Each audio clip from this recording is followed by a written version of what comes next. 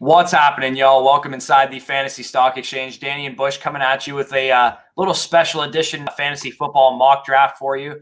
We're doing a season-long fantasy football mock, not a Dynasty one. The reason we're doing it, as you see the trophy beside me right now, is because I had my league meeting yesterday and I found out where I'm going to be drafting from. And you know what? I really wanted to do a mock draft to practice, celebrate the fact that I get to take on my league mates as the defending champion, and figured I'd get some practice with Danny's help here. Yeah, let's attack that 9 slot, baby. You learned your mock draft or your draft order. We're ready to attack it. We're ready to get you that back-to-back championship, baby. And if you guys are drafting at the 9 slot, comment down below, 9. With that being said, set the intro on, y'all.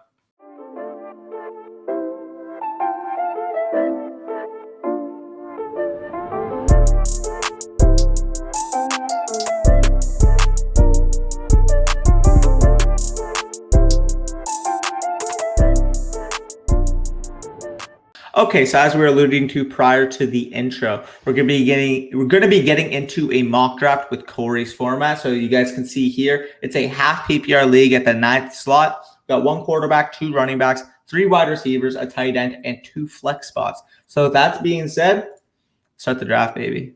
Yeah, and I think the cool thing, I don't know if you guys saw that, but on Fantasy Pros, they added a feature where you can set the values of certain positions. Let's say you're in a league that overvalues running backs or overvalues quarterbacks, like they don't subscribe to the late round quarterback theory or whatever. You can actually preset that in Fantasy Pros Draft Wizard now, which I think is really cool because in my league, we overvalue quarterbacks. Like some of my players that I play with are a little bit more casual. They think the Mahomes advantage is a little bit more important than it actually is.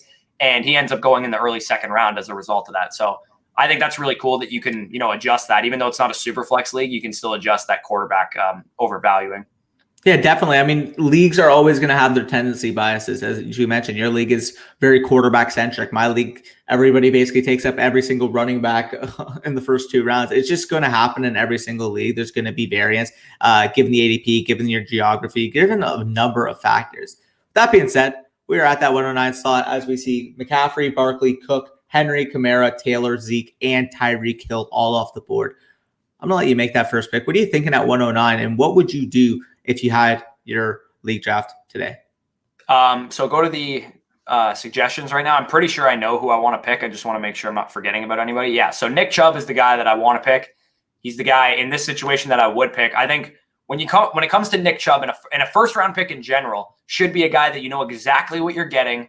You know exactly what he's going to be in, especially when it's a running back. You know that he's absolutely guaranteed volume. He's guaranteed touchdown potential, and he's guaranteed everything that you want from your RB1. Nick Chubb is a guy that is guaranteed probably 10 to 15 rushing touchdowns for a top 15 scoring offense, potentially even a top 5, top 10 scoring offense if they're able to take a step forward this year. And this is a guy that I know is one of the best pure runners of the football in the NFL. Yeah, so let's slot him in. People are going to always mention, what about the PPR upside? He doesn't catch a lot of passes. One, it's a half PPR league, so it's less important for my league. And 2, I don't care. To be honest, I don't care with Nick Chubb. He's so good of a runner of the football. He's going to break off a number of big plays every single year. Probably not a guy that's going to finish as the RB1 in fantasy, but if you told me that Nick Chubb finished anywhere outside the top 6 running backs, I'd be completely surprised. Yeah, for sure. I mean, you're mentioning a guy who last year in PPR, let's keep this in mind, in PPR in 12 games played, had nearly 1,100 rushing yards and 12 rushing touchdowns on only 218 opportunities. We can fully see over a 16-game sample size, this guy is going to near that 270, 280 opportunity output in the season. If that's the case, you mentioned top 6 overall potential at the RB position. I fully see that with Chubb. That being said, we can check the draft board as we see Cam Akers, Devontae Adams, DeAndre Hopkins, Stephon Diggs, Aaron Jones, and DK Metcalf all go off the board. So looking at the suggestions here, I mean, you got Kelsey, you got Brown, you got Ekeler. And to be honest, those are the top 3 suggested for a reason. I think them and Antonio Gibson would be the guys that I personally would consider here. And again, I'll let you make the executive decision here. Out of those 4 options, which one would you personally prefer? See, Antonio Gibson's tough, right? Because low-key, I kind of wish I had a bit of an earlier pick so that I'd feel more comfortable taking Antonio Gibson, around the 209 range and pairing him with like an elite option like a Derrick Henry or Dalvin Cook. But you know what? If I think Antonio Gibson's my guy, I got to pick him. Unfortunately for Antonio Gibson, there's no way I can pick him over Austin Ekeler. Like I said with Nick Chubb, Austin Ekeler is basically the anti-Nick Chubb because he gets all the pass catching work, but he's a guy that I feel so comfortable projecting 100 targets and, 150 to 200 carries that he's in an offense that's going to be led by Justin Herbert, should be a top 15 scoring unit, as we talked about with Keenan Allen yesterday. And this is the guy that's the number 2 target, should have more than, 3 touchdowns like he had last year. And I feel very comfortable projecting Austin Ekeler for a top 10 finish.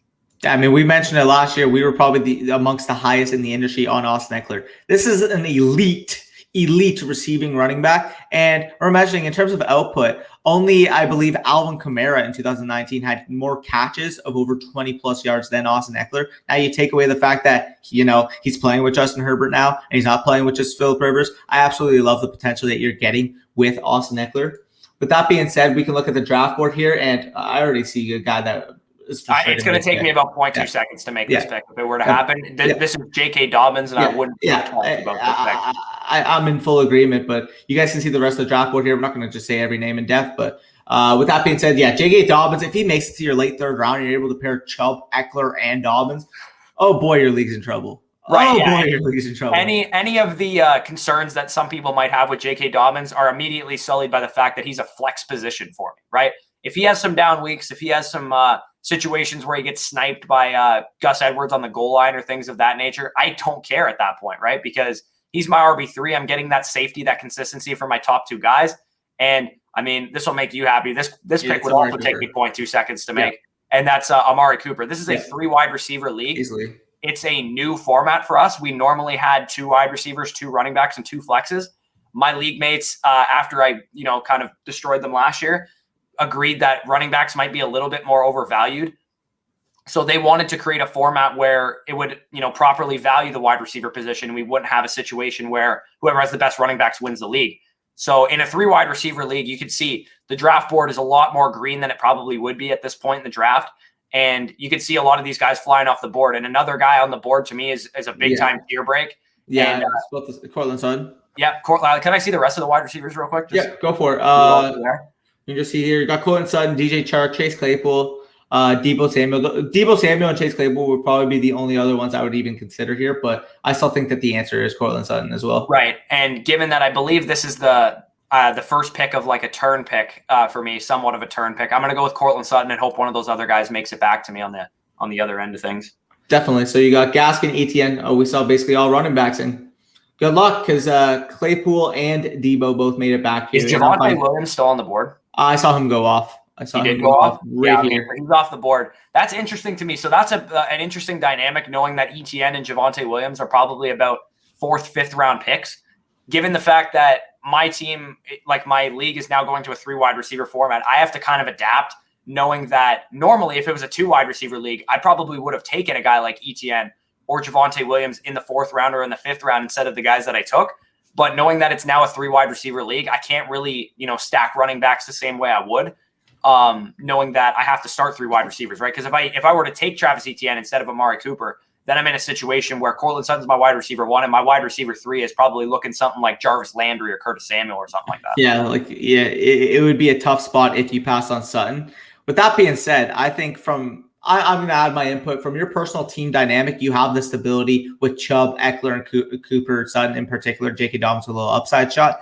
I think getting the upside of a guy like Chase Claypool would be phenomenal to really balance out your roster, get that upside wide receiver 3 in that 3rd wide receiver slot, and getting him here in, what is this, the 6th round is just a slam dunk in my opinion. So what are your thoughts on Chase Claypool? We're going to talk about this all offseason, but this is the honey pot, right? Like this 4th to 6th round is really where you find the league winners, right? This is where Stephon Diggs was going last year. This is where DK Metcalf was going. This is where Calvin Ridley was going, because, they have one question or another, the reason that they're not a 2nd or 3rd round pick. These are the mid-round targets that are really going to return value if whatever their one concern was is, mitigated. And for Chase Claypool, that one concern is the fact that he's in somewhat of a crowded situation with a questionable quarterback at the helm. But if Chase Claypool can perform at a talent level similar to what he did last year and maybe even take a step forward, he's going to be a big play monster. And as a wide receiver 3, that's exactly the type of player that I want, a guy that's going to win me weeks, a guy that's going to be a big play monster. If he has a 2 for 48 line that kind of screws me one week, I should have enough stability with the 3 running backs that I have, with the other 2 wide receivers that I have, and then potentially, if I can get a stable quarterback, stable tight end play, that a guy like Chase Claypool doesn't bother me as my wide receiver 3 because I want those ceiling games. Yeah, I mean, and we're talking about a guy week 8 on in the NFL season had 9 targets, 13, 10, 8, 9, 4, 6, 8, 6, 11. If you're giving a guy with this type of big play potential a sustained target rate over that period of time, which is about 9 targets per game, for a guy like Chase Claypool, if he's getting 9 targets per game, we could be talking about a top 12 wide receiver type ascension because that's the type of talent that he is on that boundary for the Steelers. So I fully agree. Get him in the 6th round here as your 3rd wide receiver would be an absolute upside play, absolute steal at this spot. And that would happen in my league, just for the record, because there's like 4 Steelers fans in my league. So there's no way I would ever get him that late in the draft. And again, that's something you got to notice about your league. That observation that I just made about my league is something that can help you in drafts, right? If you know your league, let's say me and Danny live in Canada, so our fandom's kind of, spread out across a bunch of different teams. But if you live in Dallas, let's say, there's a good chance a lot of the people in your league are Cowboys fans, and Cowboys players are going to get overvalued as a result. And maybe as a result of that, Eagles and Giants and Washington football team players are undervalued because they don't want them on their team, similar to the way that I don't like New Orleans Saints players. That's another dynamic of your leagues that you got to pay attention to. And I know that I have a lot of Steelers fans in my league. I have a lot of Bills fans in my league. So those players tend to get overdrafted. Yep. And speaking of the Cowboys, there's a clear-cut pick here, especially with Amari Cooper on the roster. This is the tier break at quarterback. I don't know how you could pass on Dak if he made it to the 709 for you. Let me see the rest of the positions. I just want to see what else I'm dealing with here. Okay. So we got just a lot of meh at running back. There is one guy, Damian Harris, is going to be a target of mine in this range of the draft for a lot of the leagues that I'm in. I believe I might be able to get him on the turn. So he's a guy that I'll probably pass on here. Deebo Samuel is very, very interesting to me, though. Knowing that I can get a quarterback later really is another thing that I would kind of consider. And again, knowing that my league overvalues quarterbacks to the slightest, I don't think there's any chance Dak would actually be on the board here. So I'm going to take Deebo Samuel instead of Dak Prescott just because, for a bit more of a realistic perspective, there's no way he would actually be on the board for me here. Okay. And, oh my God, he almost made it back to you. Wow. Right. Okay, crazy. So let's go to the QBs. I want to see what else we're working with here on the board. Russell Wilson and Aaron Rodgers are on the board. They're gone, 100%. Again, they would easily be gone for me, but if they were on the board, I think if Aaron Rodgers was on the board at this point, there's got to be some reason at this point in the draft that he would still be on the board, probably, due to the fact that he's like holding out or something like that. He might still be on the board. At that point, I probably would be willing to take a risk on a player like him at this point in the draft, but I see Damian Harris on the board still, and that's going to be my pick here. I'm going to go with the guy that I believe can be a stable RB2. Again, probably not a guy that's going to have RB1 upside unless it's like low-end RB1 on the back of touchdowns.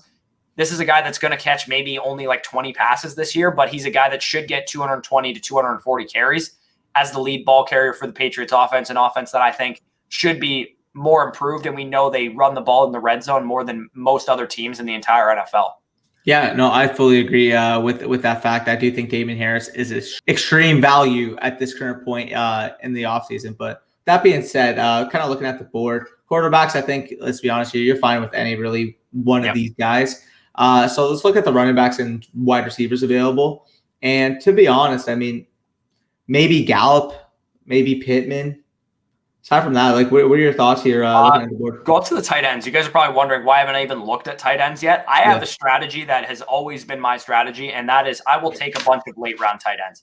And the reason I do that is because I think late-round tight ends are the wave. I think it's the way that you find the next Mark Andrews, the next Logan Thomas, the next, insert breakout tight end here. I think that guy is Irv Smith, and that's the guy I'm going to pick right now. I seriously think this is a guy that we're talking about getting a 100 target type of role in his, third season with Minnesota. We have a situation where this young player in Irv Smith came along towards the back half of the season once Kyle Rudolph came out of the starting role. And it reminds me a lot of what happened with Delaney Walker and Jonnu Smith 2 years ago. Obviously, with Jonnu getting injured in the COVID situation and Corey Davis's breakout, we were kind of, stymied a situation where Jonnu Smith would be a breakout tight end, but he was still a top, 15 guy. And I think with Irv Smith, I think you even have a little bit more upside for an inline tight end, because I think Jonnu is a lot more of a versatile piece that's dependent on a coaching staff, whereas Irv Smith has been used in a little bit more of a traditional role.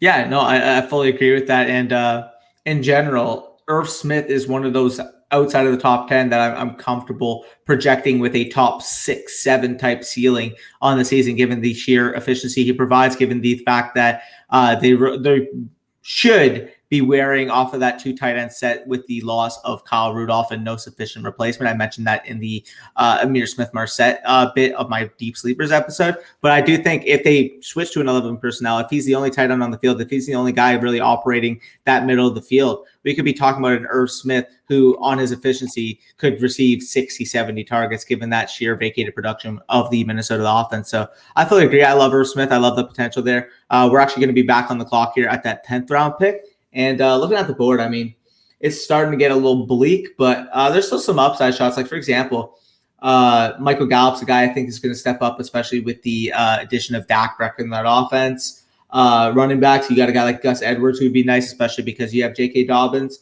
Overall, where are you kind of leaning here? Because, again, this is a mock draft kind of centric around what you would do in your league. So what are you thinking? Right. So to me, there's one guy that I'm really targeting, and I know it's like those tiers are not what we think. That's the ECR tiers. To me, Matthew Stafford is a tier break at the quarterback position, in my opinion. I think Matthew Stafford is going to have an absolutely phenomenal season this year. I think we're looking at a situation similar to what we saw from Tom Brady last year, where Matthew Stafford can step right in and have a 40 passing touchdown type of season. And I think with Matthew Stafford, you get a guy that is going to be tethered to a top 3 play caller in the NFL. He's got 2 great receivers. Tyler Higbee's a decent tight end. He's going to have a great running back behind him to help move the offense as well. This is a situation I want part of. I want pieces of this offense. I wasn't able to get Cam Akers with my 2nd round pick because he went in the 1st round. He would have been a guy I would have been targeting. But this is a guy that I think can absolutely finish as a top 5 quarterback, even without the rushing ability that he doesn't have. Yeah, I fully agree. I mean, Matthew Stafford has that upside, has that offense, has a top 5 type of potential in the league in terms of scoring output. So I fully agree. With that being said, I mentioned him at the last pick, but at the 11:09, if Gus Edwards ends up making it back to you, I just don't think I personally would be able to pass him up. But what are your thoughts there, considering it would be in your position in your draft? Yeah, and I saw a guy that, much like you saw with Gus Edwards, I don't think he should be on the board right now. Actually, he went. I thought Laviska Shenault was still there. Never mind. So I agree. Yeah, I would go Gus Edwards at this point because I have J.K. Dobbins. It's a good Alexander Madison type of handcuff to have with standalone value. Standalone value, right? And especially even if J.K. Dobbins doesn't miss the whole season and Gus Edwards becomes some workhorse, there's a good chance because Dobbins is a running back that he's going to miss 2-3 games at some point. Because I would say probably 60% of all running backs are going to get picked in the first 2 rounds are going to miss a game or 2 here and there. And at that point, Gus Edwards is going to be a guy I can just slot right into my lineup. He's a guy that I have, that safety factor of, hey, if anything happens to J.K. Dobbins, I'm covered. I still have a guy that's going to be probably a top 15 running back if anything were to happen to Dobbins. Yeah, for sure. And the guy that's screaming to me right now, maybe we can get him next round. But to be honest, in the 12th round, I'm fine with taking him here. Dude, like if Rashad Bateman is available for you in the 12th round, I just don't see any way I'd be able to pass him up. You looking at a guy like him, you're looking at a guy like Henry Ruggs. What are your thoughts? Right. I'll just let me see the onesie positions real quick. I just want to see because I talk about this all the time. Everybody talks about, oh, you can't draft 2 quarterbacks. You can't draft 2 tight ends. Just, if you're whatever tight end you pick doesn't work out, just stream the position. I don't believe in that philosophy. I think upside can come from any position. I don't think you need to limit yourself to only taking 1 quarterback in a 1 quarterback league.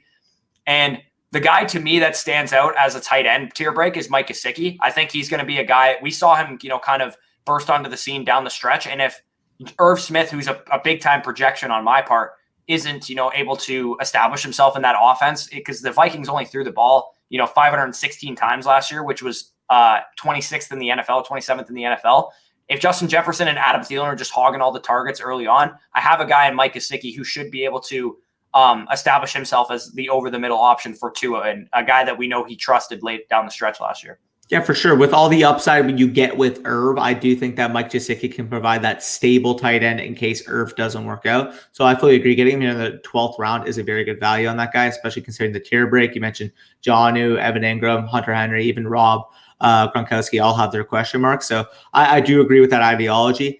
And back on the clock here, you're mentioning stacking onesie position. We could look at a guy like Henry Ruggs, considering Rashad Bateman's off the board, but I do think he could make it back if he's not already gone. Let me just check. You could get Henry Ruggs, Darnell Mooney, someone like that, Gabe Davis on the next pick. I'm looking at a guy like Burrow or Joe Tannehill. Burrow's Burrow and Yeah. Tannehill are really screaming at me right now Yeah. because those two guys are, tier breaks. Those guys they give you the like 300 rushing yard floor that a guy that Matthew Stafford doesn't bring you. They both have their own individual concerns between Burrow coming off of an ACL tear. Ryan Tannehill, he lost his offensive coordinator. He lost a couple weapons as well with Corey Davis and Jonnu Smith leaving. So I would lean Joe Burrow just because we know he got that piece in Jamar Chase that he should be able to establish a connection with quickly. They did add Riley Reif, although it wasn't Penei Sewell. It was still an upgrade to the offensive line from what he had last year. So, yeah, Joe Burrow and Matthew Stafford, streaming the matchups between those two guys to me should be a pretty awesome situation to be in. And like I said, my league overvalues quarterbacks. We don't have, Daniel Jones, Baker Mayfield, Kirk Cousins on the waiver wire every week. Most people will roster 2 quarterbacks in my league. So I basically have to look at it that way and have to kind of follow suit, because if I don't do that and I have a situation, let's say Matthew Stafford is a bust, he doesn't work out, I'm starting Derek Carr, and I don't want to be in that situation. I want to be in a situation that I have a very competent quarterback to roll with in case Matthew Stafford gets off to a slow start or whatever the case may be. And what we mentioned with Matthew Stafford as them potentially having a top 5 scoring offense, Matthew Stafford really entering that upper echelon as a passer this year, maybe being an MVP candidate. Joe Burrow may honestly, at this current point in the offseason, be my early favorite along with Dak Prescott to lead the league in overall passing attempts. This is a guy who averaged nearly 41 passing attempts per game as a rookie, which is just insanity. You add Jamar Chase to that offense now, I wouldn't be surprised if we're talking about a guy who had 630, 650 passing attempts across the season. And if that's the case, I mean, there's going to be touchdown luck involved with that. If you're throwing the ball 630, 650 times, you're most likely throwing for around. Especially when you're throwing Higgins and Chase and Boyd and even Mixon out of the backfield too. Like he's got weapons to produce. And when you're at that point in the draft, when you're in the like tier 3, tier 4 of quarterbacks, generally speaking, they're going to go as far as their weapons go. And if Jamar Chase can have a Justin Jefferson like rookie season, Joe Burrow is going to have a Kirk Cousins level, production, which was, Kirk Cousins was like a QB8 or something over the back half of the season once Justin Jefferson started producing. And with the Bengals, we know that their division on a defensive perspective got a little bit easier than it's been the past couple of years. I think with the Steelers losing some of the pieces that they lost, and the Ravens, their defense wasn't nearly as good as it was a couple of years ago either. So from a schedule perspective, I think they're going to have a bit of an easier time navigating the AFC North than they might have had in the past few years when the Ravens and Steelers seem to have dominant defenses. Yeah, I mean, you mentioned it. The Ravens are losing their top 2 edge rushers from this past season with Judon and Yannick Ngakoue both leaving house. So I fully agree. Joe Burrow is primed for a sophomore type breakout. I mentioned it with T. Higgins. If you guys would have saw the Dynasty wide receivers video, I think the upside of that offense is legitimately top 5 to 7 in the league. And if you're getting the quarterback of that offense, again, as I mentioned with Matthew Stafford, you're going to get a guy who's going to be able to produce at an elite fantasy football level. But that being said, I mentioned Henry Ruggs at the last pick. If he made it to you in the 14th round, I don't think you would think twice about it. No, absolutely not. I would pick him every single time if he was there. Yeah.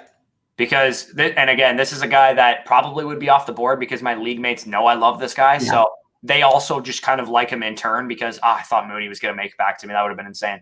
But let me just see what the running back position is looking like. I'd imagine it's probably pretty barren right now. Honestly, there's not even a guy that I would willingly draft at this point. Even though I have Damian Harris, right? I did pick him. Do I have Damian Harris? No, I don't. I wouldn't think about picking Ramondre Stevenson just because I have Damian Harris. I would just rather not. Wasted roster spot. Yeah, I think that's just a wasted roster spot. Denzel Mims is somewhat interesting. So is Paris Campbell. 2 guys. 2 guys I'm looking at here. I'm looking at Josh Reynolds and I'm looking at Elijah Moore. Right. Yeah. Elijah Moore actually would be a guy that I would absolutely consider. I think he can come into the league and step right in because when you see a guy like Elijah Moore produce as well as he did right away at Ole Miss, despite competing with DeMarcus Lodge, DK Metcalf, AJ Brown, and Dawson Knox, he was able to produce as a freshman in that situation, and he made a huge impact on special teams. And as soon as some of those guys went to the NFL, he was picked up right where they left off and had a 1,000-yard season. And what he have he played like 9 games this year, and he had like 1,100 yards and like 85 receptions. Like this was a guy, just an absolute production monster. He's in a situation that doesn't really have any established weapons right now. And he's never really come into a situation before where there was no established weapons. So I think Elijah Moore could come right in. He's in the same draft class as the quarterback that they drafted. They could establish a connection real quick starting right now in rookie mini camps. They could come in and just make a big-time impact. And this team, to be honest, is a situation that I absolutely love this. I think I have a great mix of upside, a great mix of safety with upside, because when you take safe players, and when I say safe, I think Nick Chubb, Austin Ekeler, and Amari Cooper are safe players.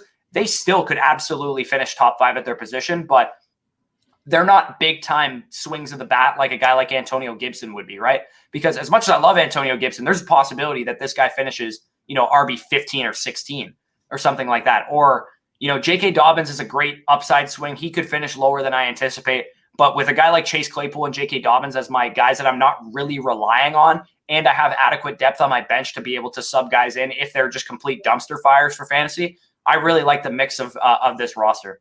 Yeah, I think we assembled a tremendous roster for you. And I get it. People are going to look at it. People will say, oh, well, he got a B. He got 83 out of 100 according to Fantasy Pros. If you guys are really relying on Fantasy Pros, who, employed Bobby Sylvester for who knows how long. And then I don't know what to say. Great website, but don't take their grades at face value. Right. Go with your own, guys that you believe in. And Nick Chubb and Austin Ekeler are two guys that are absolutely going to be in my top 8, top 10 running backs this season. J.K. Dobbins is probably going to be inside my top 12. I'm going to have Amari Cooper and Courtland Sutton comfortably inside my top 20 wide receivers. And Chase Claypool is going to be – you're going to hear us talk about him as a breakout candidate all offseason. We got some videos coming up, and let's just say talking about some of these sophomores, we're going to get real spicy with it. So fully excited to get into that. Right, and Claypool could be a guy that sees himself vault himself into, A.J. Brown territory this time next year, which could absolutely happen. A lot of people are going to be a little surprised by that comment, but tight end wise, I know I have some question marks here, but tight end has always been a position I'm willing to take question marks at, because let's think about it. If I don't get a Darren Waller or a George Kittle or a Travis Kelce, what is really the difference between TJ Hawkinson and a guy like Irv Smith? Like, it's probably only 2 to 3 points per game maximum, might even be less than that. So if I get a guy in Irv Smith who turns into like tight end 9 or something like that, I think with the rest of my roster being what it is, I can supplement that kind of production. And another thing that I'm very, comfortable doing, and Danny's comfortable doing, is trading a lot, right? So if I have this team and all my starters are performing, and a guy like Damian Harris has broken himself into RB2 territory comfortably, I can trade away Damian Harris for a guy like Mark Andrews, or even a guy like TJ Hawkinson. Yeah, TJ Hawkinson, or even if Darren Waller or George Kittle or Travis Kelce is getting out to a weak start, I could try and package 2 of these guys for one of those guys if the owner is, completely soured on them. So again, you never win your league at your draft. This team, if I drafted it, would look vastly different by week 3, to be honest, because that's just the way I play fantasy. Again, a thing that I always do when I look back on my years is I look at my week 1 roster and kind of see how it progresses throughout the year and like what happens during the year. And basically looking at the draft capital I spent on players, where they end up, whether I cut them or not within 3 weeks. Like, it's all super crazy when you evaluate how much turmoil, how much turnover your team really goes through throughout a fantasy football season, which in my opinion makes it one of the most fun games to play. So anyways, if you made it this far in the video and you enjoyed the content, make sure you leave a big old thumbs up on the video. We're going to be coming at you with a jam-packed summer of quality content. You guys got to stay tuned because we got some huge news coming to the channel soon. So stay tuned for that. That being said, anything else you want to leave off on, Corey, or can we get out of here? Nope. Just comment down below. Bush is going to be a repeat champion if you guys made it to this far in the video. So join the Discord if you haven't already done so. Again, stay tuned for all the stuff that we have coming up. Peace out, guys, and enjoy whatever day we release this. All right. Peace out, y'all.